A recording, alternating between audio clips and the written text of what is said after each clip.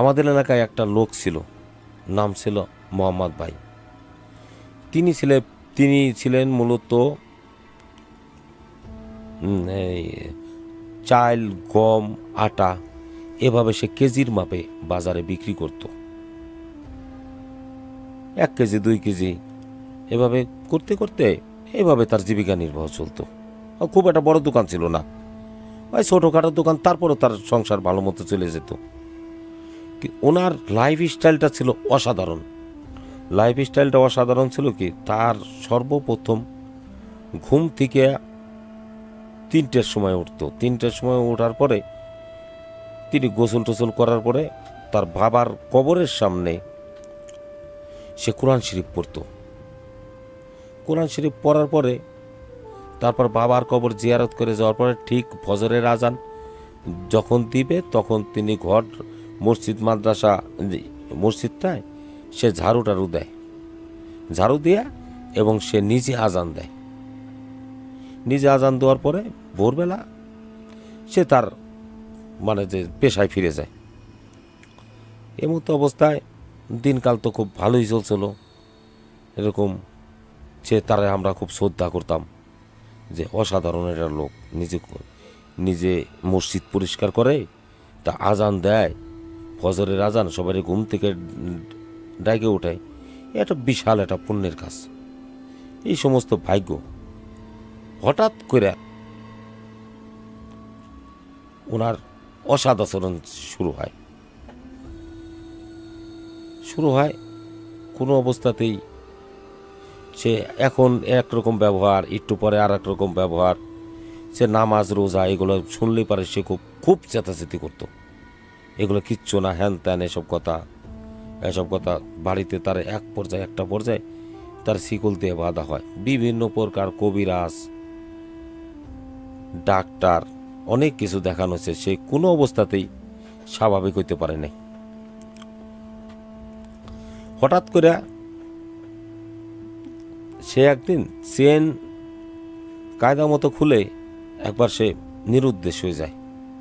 খুঁজতে এখন ফরিদপুরে চরবদেশ্বর নামে একটা জায়গা আছে, ওখানে তাকে বিভিন্ন আত্মীয়র মাধ্যমে খুঁজে পাওয়ার পর আবার বাড়ি নিয়ে এসে লোকজন গার্ড দিয়ে নিয়ে আসার পরে তার কিন্তু এরকম আচরণ কোনো কিছু যায় না, বরং আরও বাড়ছে।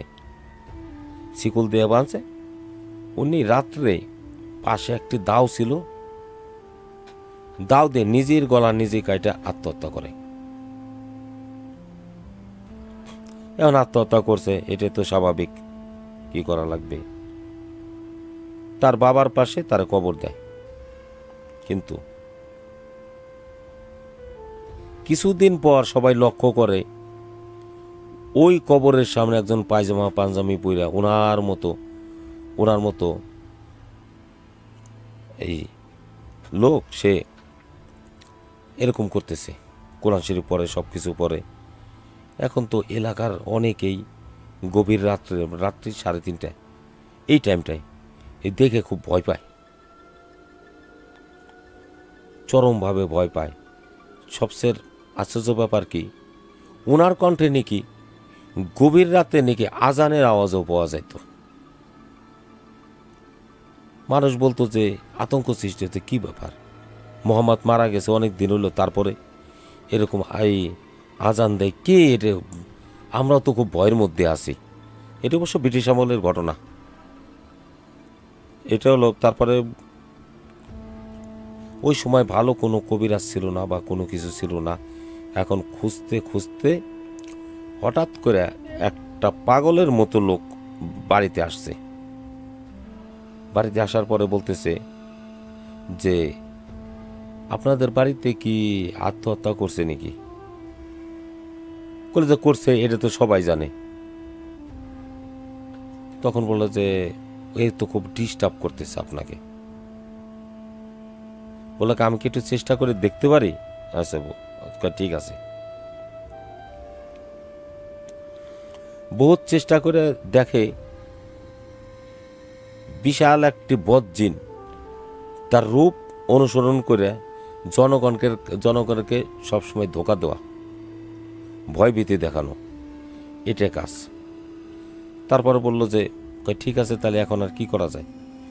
কয় এখন উনি কিছু শর্ত দিয়ে দেয়, আমার এই লাগবে ওই লাগবে সব কিছু লাগবে, আর আপনাদের এই বদজিনটা কোনো অবস্থাতে আপনাদের ডিস্টার্ব করবে না। এখন সত্যি সত্যি তাই হয়। তার পরবর্তীতে এগুলোর কোনো আলামত দেখা যায় না। যদি কোনো ব্যক্তি যদি আত্মহত্যা করে কিংবা গলায় দড়ি নেয়, আপনাদের আতঙ্কিত হওয়ার কারণে মনে করুন যে এটা বদ জিনের কারবার, এরা এই সুযোগগুলোই খোঁজে।